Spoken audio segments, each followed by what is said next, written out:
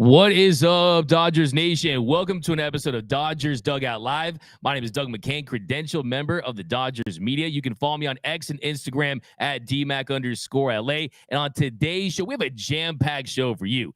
The Dodgers are the favorites to trade for Mike Trout. Should they? What would have to happen? Is it a good idea? Which free agents will the Dodgers re-sign? We're talking Jason Heyward, Kiké Hernandez, a little Clayton Kershaw. Also, Yordan Alvarez. How big of a fail was that for this Dodgers organization? And how much money will the Dodgers spend this offseason? And we've got your hot takes. We're looking for your hottest takes, so save those for later in the show. And we're doing a giveaway.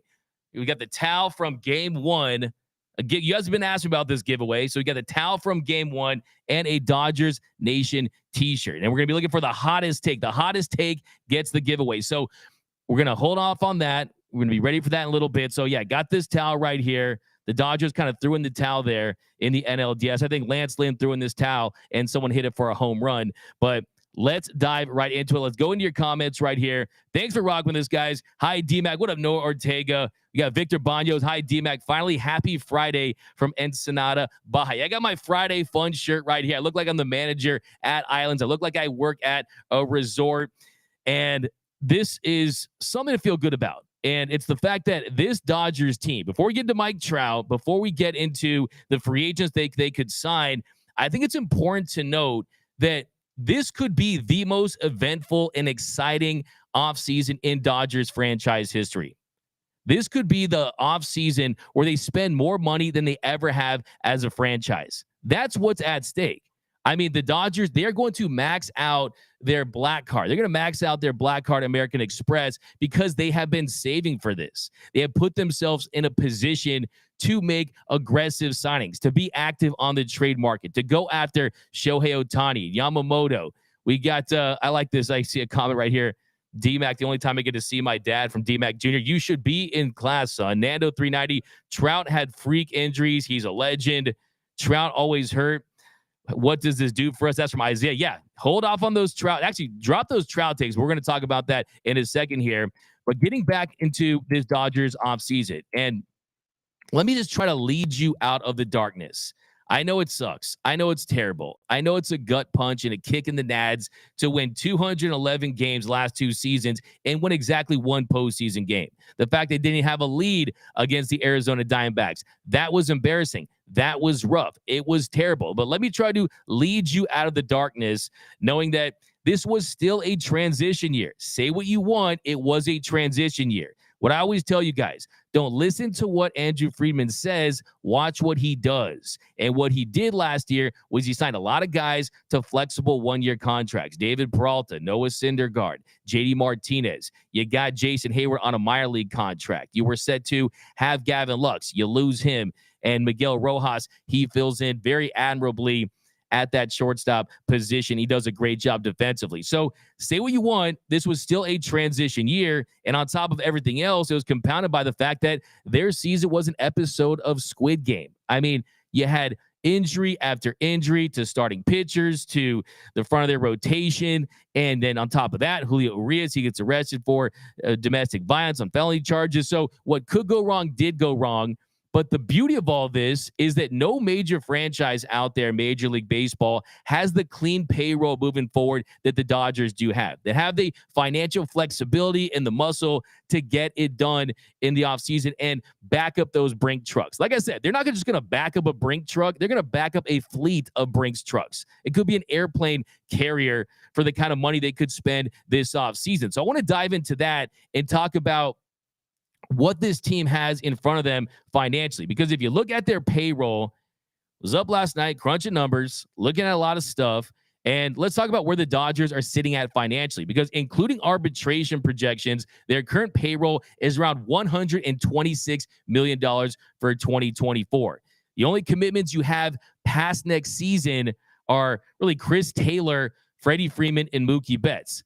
It's a clean slate. You don't have all these bad contracts. You're not bogged down by all these contracts, right? They have a lot of flexibility moving forward. Now, they could also non-tender Ryan Yarbrough. It's a possibility. and you could get it down to 120 million, something in that range. And Ryan Yarbrough is someone who could help this team. You could use him as a trade chip, but hey, he got cut by the Rays last year and was picked up by the Royals. So I wouldn't rule that out. So you're talking about a team that after arbitration has around $100 million to spend, and that's before they get to that $237 million luxury tax threshold for next year. So that means they have a ton of money to spend. I mean, you're talking about it's $237 million next year. You can still add $100 million in delicious payroll. That's how much money they have. They have saved their chips. They didn't go out to eat, right? They had the top ramen. They stayed at home, right? They didn't go out there and eat out and go out and do that stuff. They stayed at home. They saved the money, and they're going to spend this offseason. So you look at Otani, if they get him $50 million a year, you shave that $100 million in half, but still you use that for Yamamoto. You can use that for an Aaron Nola or a Blake Snell if you want to go that route. I think what they need to do, part of my big master plan, and we're going to get out of this Dodgers recession. There's a Dodgers recession, not spending money. Let's not forget this franchise prints money. They lead the league pretty much every year when it comes to attendance. They're right at the top when it comes to revenue. Don't forget about the gift that keeps giving, the money spigot that is the Spectrum Sports deal, where you get $8.25 billion across 25 years. Okay, there's franchise out there that are losing their contracts and they're dealing with network issues and that kind of stuff. That's not the problem with the Dodgers. They have tons of money to spend. The only question is, how will they spend it? Because I don't want to see Andrew Friedman be Andrew Frugelman, right? We need him to go out there and max out that black card. And I think Otani's at the top. There's no doubt about that. It starts with that. And a couple just thoughts on Otani, and we're probably going to talk about this throughout the entire postseason, right?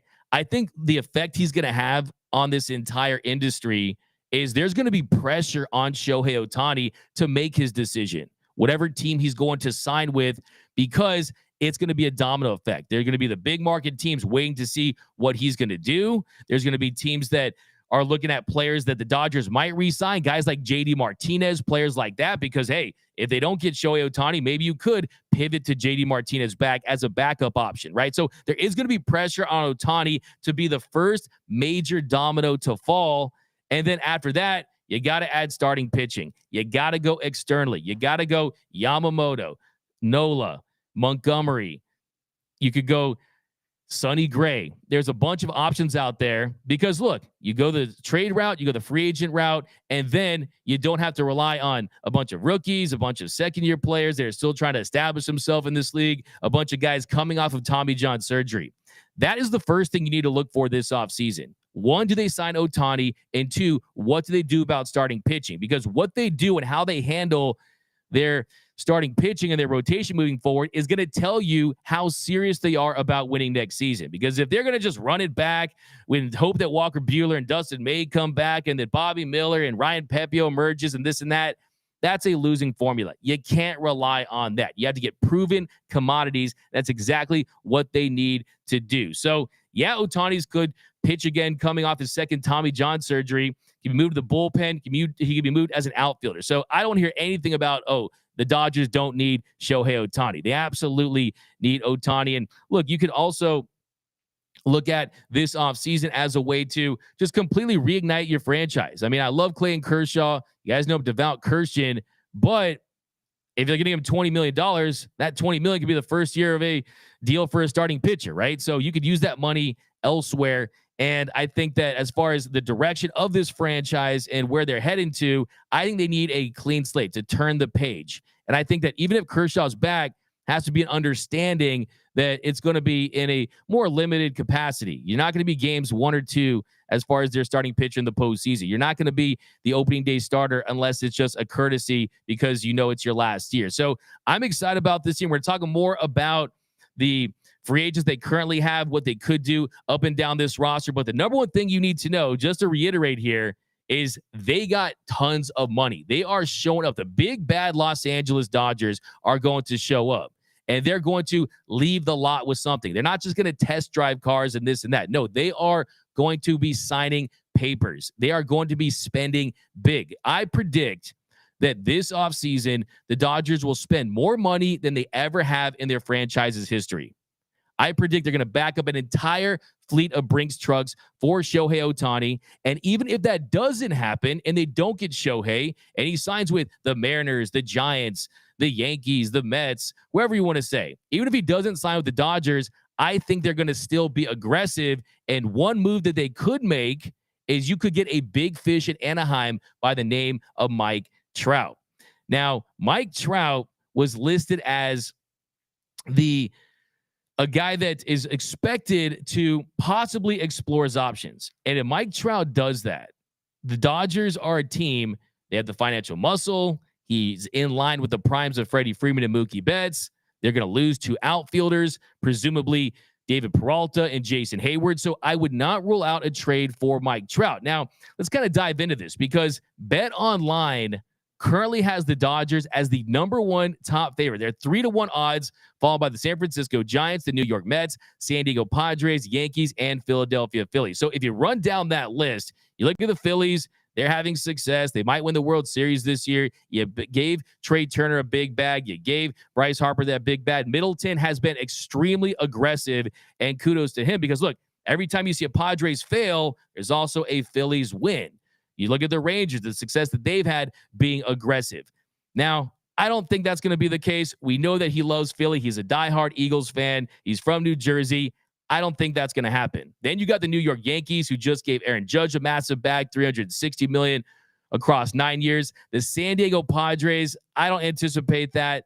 They are starting to really lose money, and they've been aggressive. They've done everything they could to be competitive down there, and you got to give them a lot of credit, but I don't anticipate that. The New York Mets, they're a team that just bought prospects from the Rangers and the Astros, right? They're a team that understands they need to build a farm system. They realize you can't buy a world championship overnight. Stephen Cohen, he's got FU money. We understand that, but you can't win that way. I don't anticipate him bringing in an aging superstar that's dealt with injury issues for the last 3-4 seasons. So I don't think it's that. San Francisco is interesting. I think San Francisco and Los Angeles, the Giants and the Dodgers, we could see a scenario where one gets Otani, one gets Trout, one gets Trout, one gets Otani. Dream scenario, one franchise gets both, even though I think that's highly unrealistic. But the Dodgers, they're currently the favorites to trade for Mike Trout. Now, let's dive into Mike Trout as a player because, look, the reality with Mike Trout is when he's healthy, he takes a backseat to no one.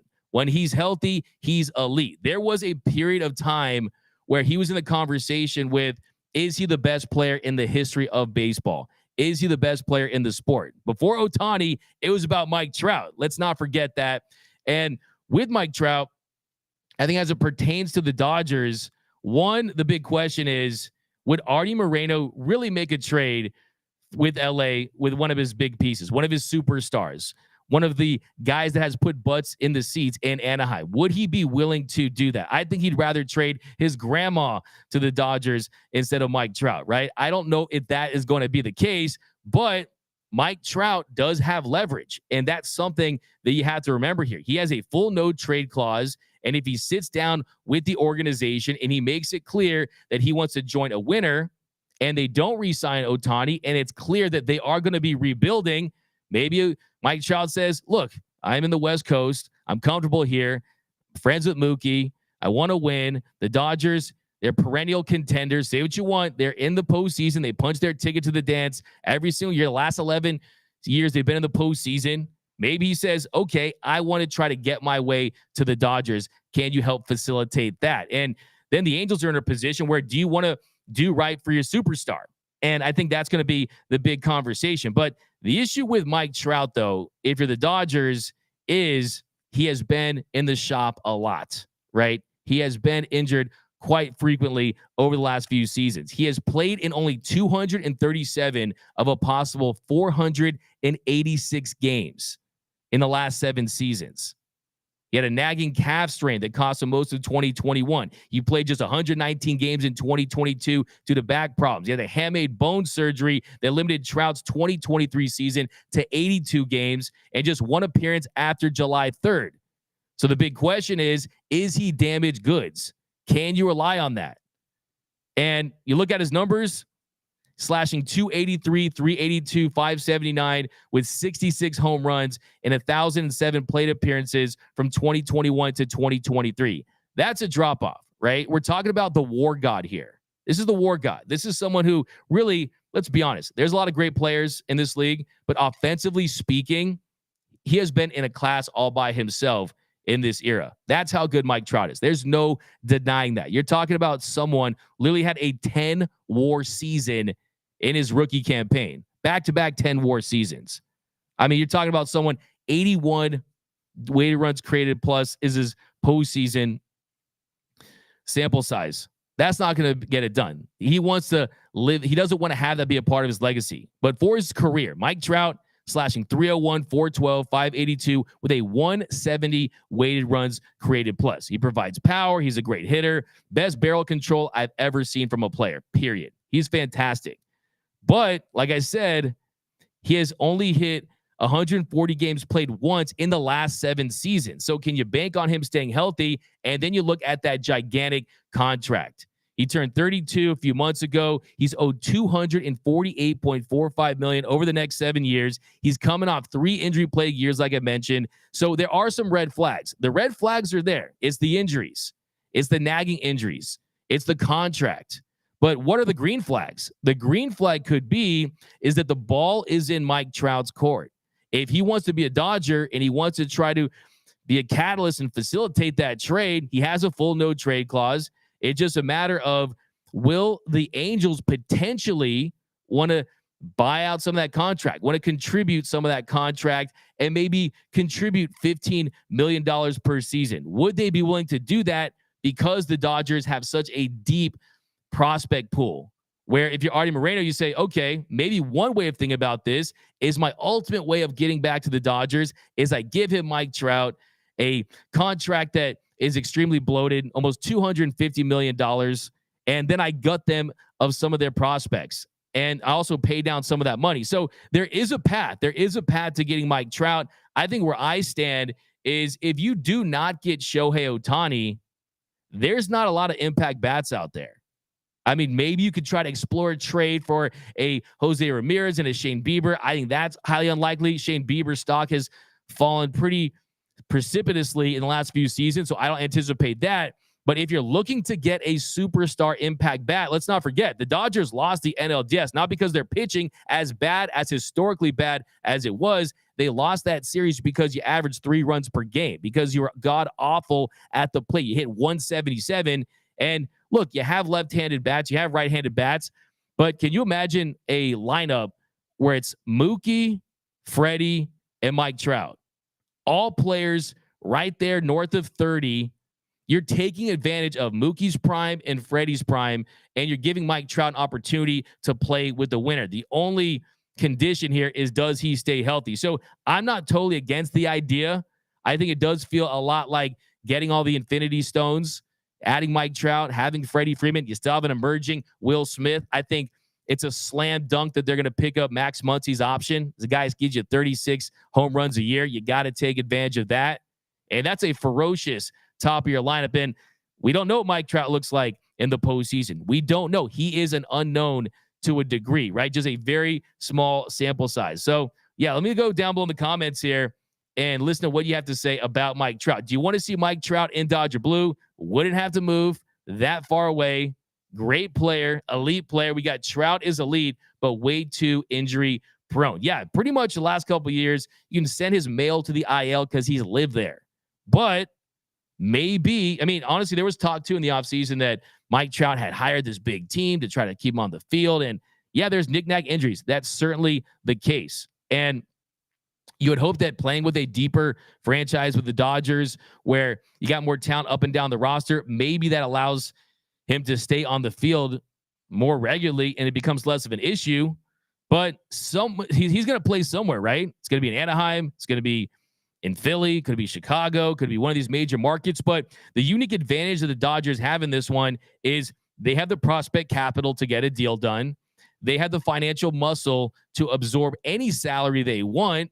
So you're only talking about a handful of teams, right? These are the elite teams, right? We're talking about the Bill Gateses and the Jeff Bezos of the world. Just a few franchises that can absorb this type of money. And that gives you leverage as a franchise, right? Because I don't care how much Artie Moreno hates the Dodgers. If you want to move off your superstar, which is going to be the best thing for your franchise if you don't re-sign Shohei Otani, then the Dodgers do make a ton of sense. And let's be honest here. Just as fans of baseball, you guys are the best in the game. You guys are fans of the sport, not just the Dodgers. I know you guys want to see Mike Trout in the postseason. I mean, to think that the player of his generation has played in 3 postseason games. 2014, he was only 22. He went 1 for 12. Hey, 1 for 12 of the postseason looks like a Dodger already. 1 for 12 of the postseason. Hit just 83. But still, an extremely relatively small sample size. Also, his 1 home run would have been more than Mookie and Freddie hit this year, right? He hit 1 home run in that series. So I just want to point out, Otani is the goal. You guys know I say my Otani prayers every single day. I don't care what it takes to get Shohei Otani, right? I don't care if you give him an ownership stake. Make him Shohei Owner Tani. I don't care, right? I want Otani in Dodger blue. But the time is ticking. The clock is ticking. This core for the Dodgers is expiring. It's expiring, right? Otherwise, you're not taking advantage of Mookie and Freddie. But here we go. Diane Schroeder, the fairy godmother of Dodgers Nation, says, sure, I like to see Trout in blue, but I doubt Artie will trade him to us. Yeah, it's unlikely, but like I said, the Dodgers are currently the favorites, and there's a leverage play there. I don't think Mike Trout wants to play on the East Coast. It doesn't seem like that's his personality type. He's on the West Coast. It's comfortable. You can control the media. Here's an example. If he's on the Mets or the Phillies, the Yankees, you have to answer to the media. The Red Sox, you have to answer to the media. When I was there at Game 2 this year during the postseason, Mookie didn't have a good game. Freddie didn't have a good game. I was shocked after the game that the Dodgers lost, and we're in the clubhouse waiting to see if Mookie's going to talk to the media. If. Can you imagine that in New York? There's zero chance of that happening. In New York, Mookie's at the podium. They're forcing him to answer questions. That's not the case in LA. LA, massive market when you look at revenue, massive market when you look at brand appeal and marketing opportunities. Yes, but the way they handle their superstars, it's a very comfortable situation for them. I'm not saying they coddle their superstars. I think that it's a way to help them when it comes to landing them, knowing that, hey, if you don't want to be faced with the media every single day in a big crowded press room, you're not going to have to do that in LA. If that means signing guys like Mookie and Freddie, then I'm all for it. But I think that could be advantage into a Mike Trout situation. But here we go. We got getting rid of, Trout would love to play for the Phillies. I mean, do you really think that, though? I mean, sometimes going home isn't the best thing. Sometimes going to the team that you played for. He's from New Jersey, but of course he loves the Phillies. I just think that team, they're stacked. They've a lot of contracts. Bryce Harper, Trey Turner. They still have to bring back their pitching too with the free agents, right? Aaron Nola. If I'm Mike Trout, I wonder if you're joining that party a little too late, right? I mean, if the Phillies win the World Series this year, when's the last time we saw a repeat champion in the National League? I got news for you. The 70s, the Cincinnati Reds, the Big Red Machine. When's the last time we saw a back-to-back champion, a repeat champion at all? 2000, New York Yankees. It doesn't happen in baseball because it's so difficult to win in this sport. So if I'm Trout, I feel like, am I joining the Phillies? Am I joining a dynasty, or am I late to the party? But here we go. Otani or bust from pound for pound. We got Chapman can hit Javier over on YouTube. Michael Rain, another team can put a hook in Trout's mouth. Okay, I like it. It's a fire take. We got the Jay Ramirez super chat 199. Appreciate that super chat. Get Matt Chapman. Yeah, I mean, I don't think Matt Chapman's going to happen for the Dodgers. I really, truly don't.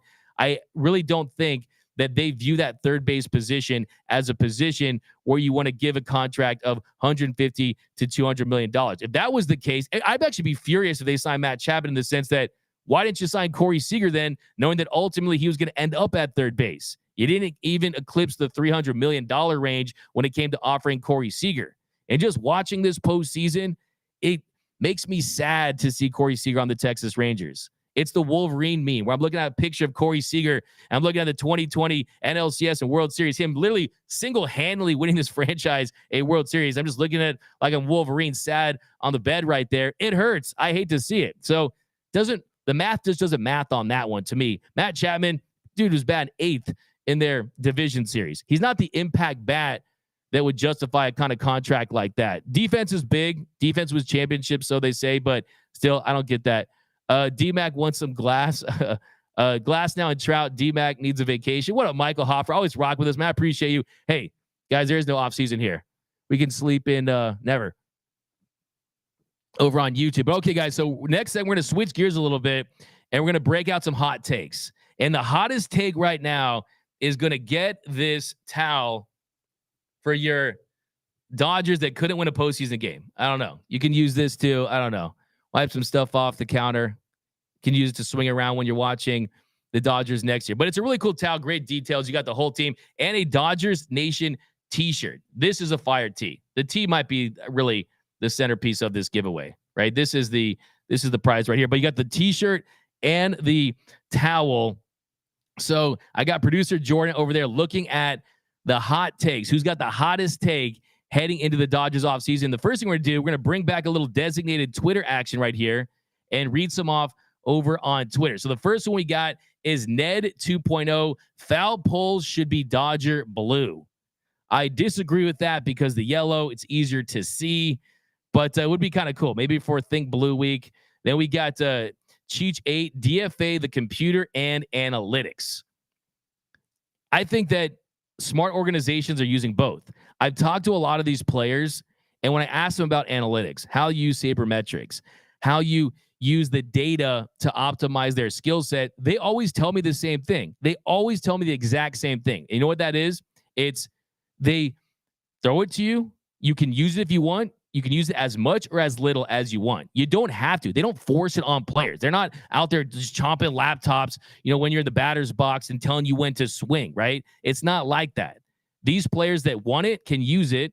These players that don't can as well. And I know that there were Dodger fans that were trying to say that Trey Turner was saying something about the Dodgers and how they keep things simple in the postseason, this and that with his comments the other day. I don't believe that. I don't think that was the case with Trey Turner because, one, Trey Turner ain't thinking about the Dodgers, right?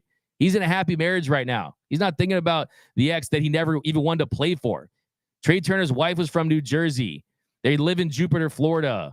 His friends are Bryce Harper from the Nationals and some of the guys on that Phillies team. He wanted to be back in that division. He was never going to be a Dodger. To me, that's the biggest non-story there is. Trey Turner, there was no mutual interest there. And look, I'm not losing sleep over not signing Trey Turner. As good as he's playing defensively, he's not good. And I think eventually he's going to have a position change. So I'm fine with that. But I don't think that was a shot by Trey Turner at the Dodgers. Now, next one. This comes from Justin Hausman. Dodgers fans don't appreciate this run of excellence nearly enough, but they finally will when they win the 2024 World Series with ease. Switch finally flipped. That's a pretty lukewarm take. I don't know if that's Stan Kasten's burner account over there, but yeah, we definitely appreciate this run. And look, I do agree with you. We have been jaded. We have been spoiled. Before the Guggenheim Group took over, this franchise had never made consecutive postseason runs. Okay, I lived through the McCourt years. We went Frank Rupt, right? I understand how painful that was, but when you look at the resources, hey, you want more wins. And I do agree with you, though. 2024, I'm starting to get vibes already. Maybe that's the fanboy in me, and maybe that's the fanboy, but still, I think that this year is going to be the crossroads for this team. This is going to be the fork in the road moment, like Andrew Friedman said at the press conference. Next one, we got Gavin Lux, MVP of NLCS next year. That's from Pissed of Lip Dart. So now we're getting hot. Now we're heating up. Now we're heating up a little bit. These other ones were mild Taco Bell sauce. This is a little hotter, though. This is a little warmer here. Now, that'd be great if that would be the case. And look, it's an MVP for a series, right? So it's not totally far-fetched. You saw Cody Bellinger win the MVP in 2018, right? You had that co-MVP.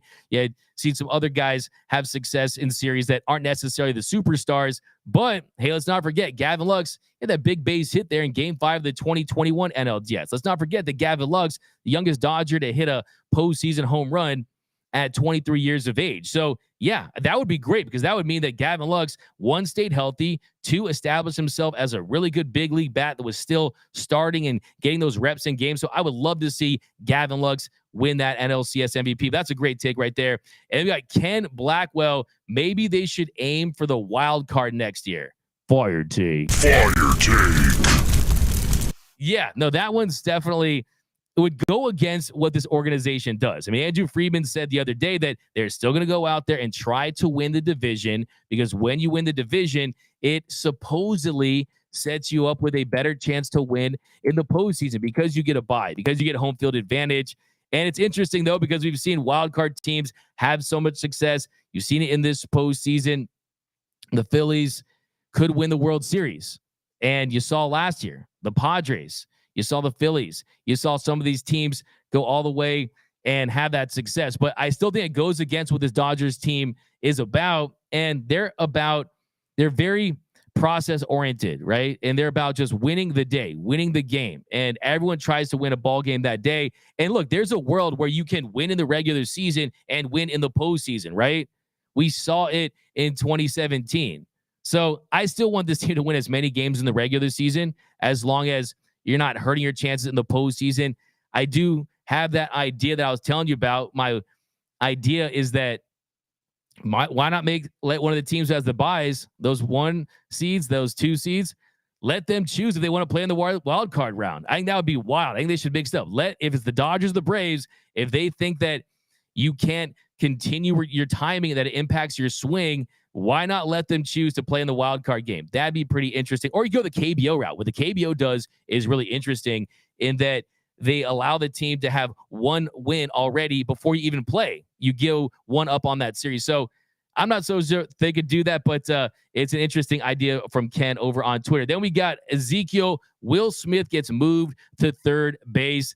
That's a hot take. I don't think it happens. I think next year you're going to see some other moves at third base. You're not going to see Max Muncy play a position the entire year. You could see a platoon situation with Vargas. They could trade Vargas and Max Muncy. So we're going to talk about that a little more in a bit. But look, Will Smith, he's a catcher. He wants to be a catcher. Yes, he did play third base a couple of innings there in 2022. Yes, he did play third base at Louisville. But Will Smith sees himself as a catcher, and also that's his best chance of getting a big bag and getting a nice contract when he becomes a free agent. So I don't anticipate that. You do have Diego Cartaya, you have Austin Barnes, right? You have some catchers you could go to, but Smitty is going to be your backstop. KB24 says, we will win 1 game in the division series.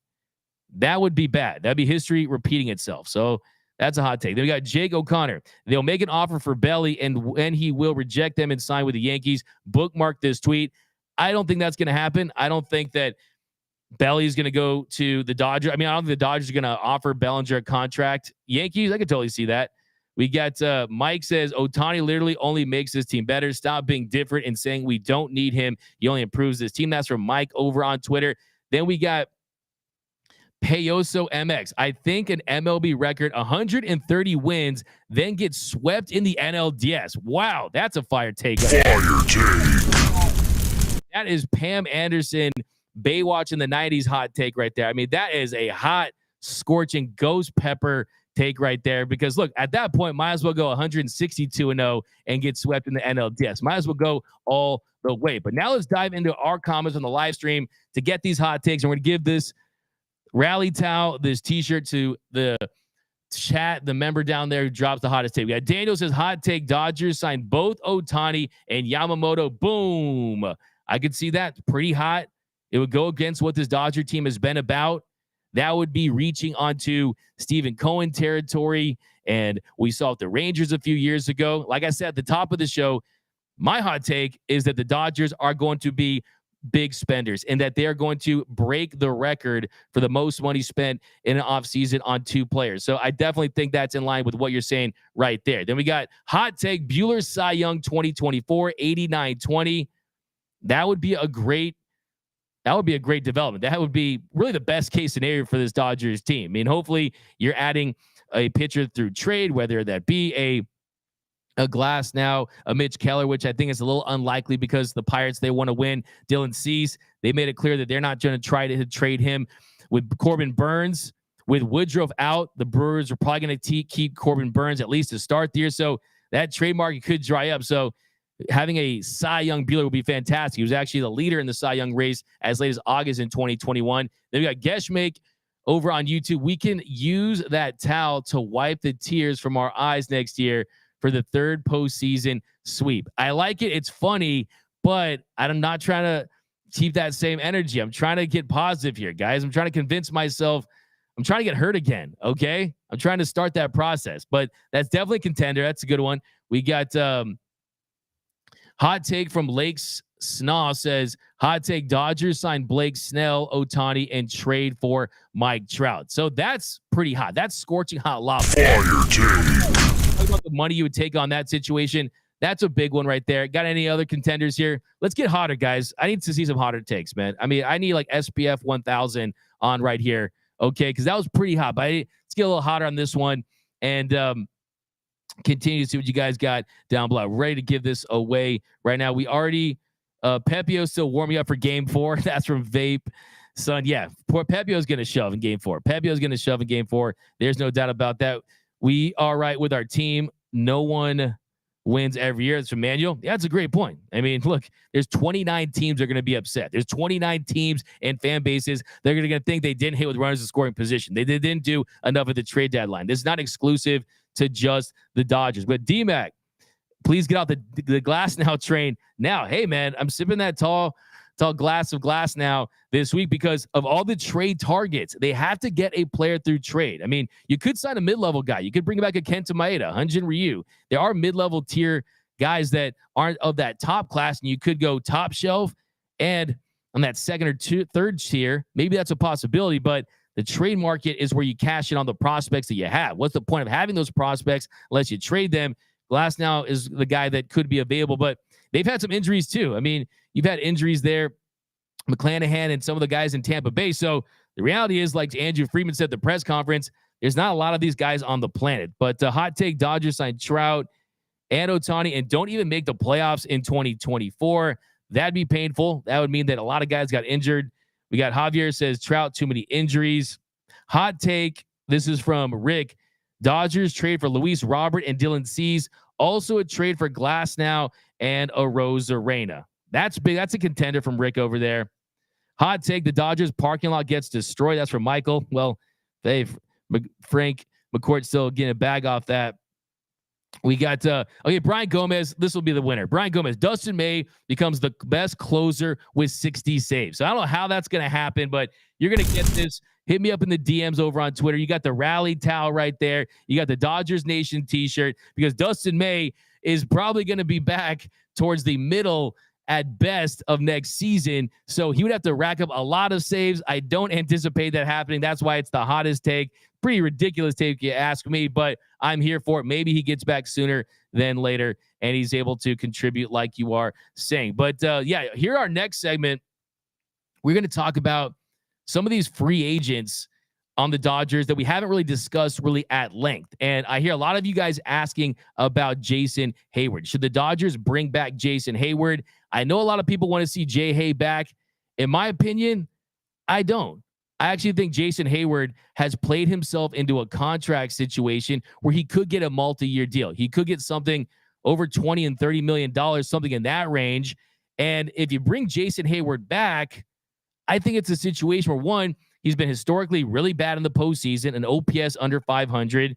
And look, you had a really good 1 year with your friend Freddie Freeman. It was great. You got the band back together.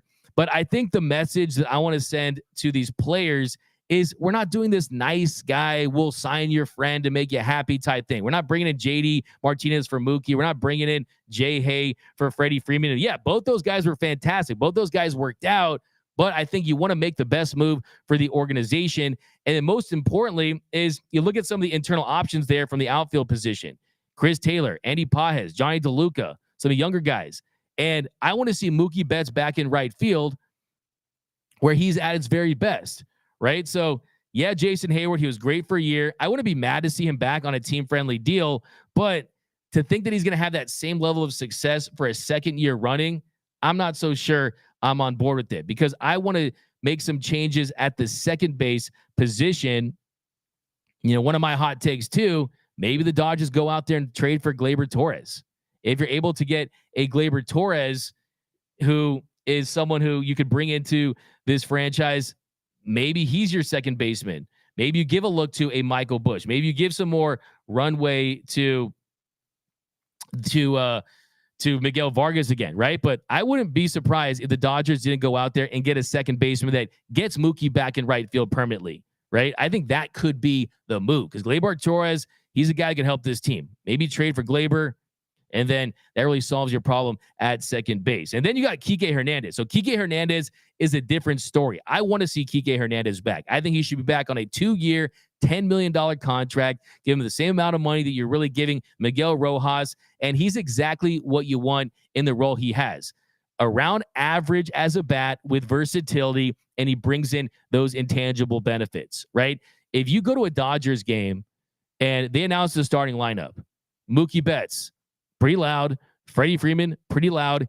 Kiké Hernandez gets louder chants than Mookie and Freddie in the starting lineups, or when they're doing the lineups during the NLDS. That is how popular Kiké Hernandez is. I mean, he is a fan favorite. They love the banana. They were mad when the banana split. He's back. He's contributing once again. I would love to see him back where he can thrive on this team. Other than that, though, I mean, look, Lance Lynn, the club option, he gone.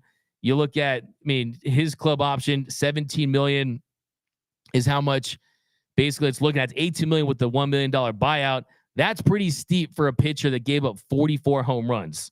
Okay. And that could be an anomaly. Might not happen again, but still, I don't think that's going to happen. And then Ryan Brazier, I think that they would love to have him back. I think he's pitched well enough to get himself a nice contract elsewhere. Joe Kelly is the interesting one for me as far as the club options go, because Joe Kelly at close to $10 million with that $1 million buyout. Maybe you don't pick that up, but you keep things warm with Joe Kelly. You see how the free agency season plays out, and then you circle back to Joe Kelly towards the end and maybe bring him back on a more team-friendly deal. So that's the other one. And then really the one we haven't really talked about as much is JD Martinez. So the interesting thing about JD Martinez is he hasn't received a qualifying offer in his career, and the Dodgers could offer him one. But there's some reasons that you might not want to, because Martinez settled on that 1-year, $10 million deal. He's great, 33 home runs. He was fantastic. He was one of the big reasons why they scored 900-plus runs and won 100 games. He was great at that DH spot, especially when you're looking at him as a stopgap to hopefully get to Shohei Otani. But if you look at the qualifying offer this year, it's expected to go over $20 million. So $20 million, that could be a little tempting for JD Martinez, a 36-year-old slugger who's a designated hitter. So, yeah, I do think there could be multi-year offers out there, but a little over $20 million for a 36-year-old slugger, that's interesting. And if you're the Dodgers, do you want to offer him that qualifying offer? Because if he accepts it, one, probably means you didn't get to Shohei Otani, but also you can't trade him until June 15th. So I don't even think I'm going to offer him the qualifying offer. I think that he performed this season. He had dealt with injuries. The injury concerns are a little bit of a red flag. I don't know if I want to see that. And there's also some players like Jorge Soler. I want to see Jorge Soler on the Dodgers. You got Justin Turner, Jock Peterson, who you guys want, Brandon Belt, the captain. I don't know if you want to see him on this team, but I would like to see Jorge Soler on the Dodgers over JD Martinez if it gets to a position where you're not signing Shohei Otani. But let's go down below in the comment section. Do you want to see Jason Heyward back? Do you want to see Kiké Hernandez back? I think Kiké makes perfect sense. I think they will sign him. Like I said, 2 years, $10 million. Heyward, I'm not as hot on. I know a lot of Dodgers fans want Jason Heyward back, but to me, I think he played himself into a bigger role with another team. And I think the Dodgers are going to do something in the middle infield. Not anyone's talking about it. No one's talking about that right now. But I think they're going to do something at second base, whether it be through signing, whether it be through trading, to try to keep Mookie in right field. And Mookie was great. 7 defensive run saves at second base. And we know that he'll get some time there during the season, but I'd like to see Mookie in right field. And then we got Max Muncy is another interesting one too. Like I said, he's a lock. You're talking about someone that 36 home runs.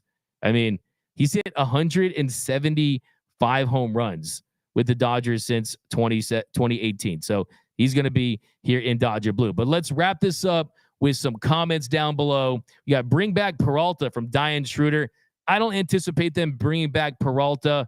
He's someone that offensively, he struggled. I think that Peralta's going to hit free agency. Heyward's going to hit free agency. I don't anticipate them bringing back Peralta. I think there's a better chance with Heyward because you got the Freddie connection, how hard he hit the ball, how they reworked his swing. But Peralta, even though he finished in the as a finalist for the Gold Glove Award. I just don't see that happening. I think they can find better hitters out there, even though he did hit that double in the DS. But we got Brazier, Joe need to come back. I think Ryan Brazier is interesting. If he's comfortable here and he wants to sign a deal that makes sense, they're going to have the money. Like I said, if you don't sign Shohei and you're looking at trades, looking at other free agents, you can get some of these guys that were good, but bullpen pieces are volatile, man. Bullpen pieces are very mercurial from one year to the next. So I'm fine with them going finding the next Ryan Brazier. Work with Chris Martin, work with Ryan Brazier. I want to give him a big bag. Look what happened with Blake Trinan, right? But Blake Trinan's gone. We got Gavin Lux at second base. That's a possibility as well. Maybe they feel more comfortable with Gavin Lux at second base in his first year back. I would not be surprised to see that at all. This is from Drip God. Rings greater than sign power of friendship. Yeah, exactly. What happened to all those warm and fuzzy feelings about the team chemistry and how close this team was and the tequila shots? This team is 100% sober. They didn't take one tequila shot in the postseason. And it was a sobering DS for this team as a whole. Sam says Peralta was awful last 2 months in playoffs. Yeah, it's a no for me, dog, on Peralta. We got a bet on a vet in the league. That's from Manuel. 199 from Noah Ortega says, waiting for Mookie to say no more Mr. Nice Guy. Yeah, we need some bad cops on this team. And if it's not Mookie Betts, get someone who is. Okay, personalities matter. Team chemistry matters. And yeah, you need someone that's going to answer to the media. And look, give Mookie credit. He took full accountability. He literally said verbatim, I didn't do anything to help this team win. So he was accountable. Still a great player. Hopefully he turns it around next year in the postseason. We got Justin says, plus Jose Altuve will only require a 4-year deal, not 7 or 8. I don't know if this is implying a Jose Altuve trade, but if that was a hot take, you would have gotten the towel. You would have gotten the shirt. You would have gotten my Islands manager shirt, the hat, the Matt Kemp hat in the back, the bobbleheads and everything, because that's a hot take suggesting Altuve on the Dodgers, where, hey, if you look at the facts, Altuve probably deserves the least amount of blame of any of those Astros players as far as how much he used the sign stealing scheme. But to get rid of Rojas, let go of JD and move Muncy to DH and Kiké to third, not full time. You can't have that full time. So that's the thing. Kiké is not a full time at any position. You saw that work in a negative way in Boston. That just didn't work out. I got James Peralta gets a nice hands clap and then show him the door. Yeah, I got James. I agree with you on that one. Dylan McKay, do you think Brian Hayes could be traded to the Dodgers? The Pirates are going to try to contend. They think they can win. So until they have a bad season, they think they can win with that core in the next couple of years. So I don't anticipate that. Peralta don't play around. From William, Yamamoto should be 1B priority behind Otani normally. Yeah, it feels like everyone's been watching this show because I've been saying that since the very beginning here. We get to Altuve, you get a buzzer. Yeah, not a lot of buzz about Otani, about the Altuve with the Dodgers. I just don't think that's going to happen or even be under any consideration. But we got for Muncy, Mike Carrillo, we need to trade for Tariq Skubal. Hey, he's someone who's really good. I mean, that feels like a midseason trade. Yamamoto, Otani, and Burns, let's ride. From S. Jordan 23, everyone not named Bobby Miller will be used for multiple blockbuster trades. That's a hot take. Hot take, Kelly will almost hit Tatis in Game 5 of the NLDS at home from Nora Ortega.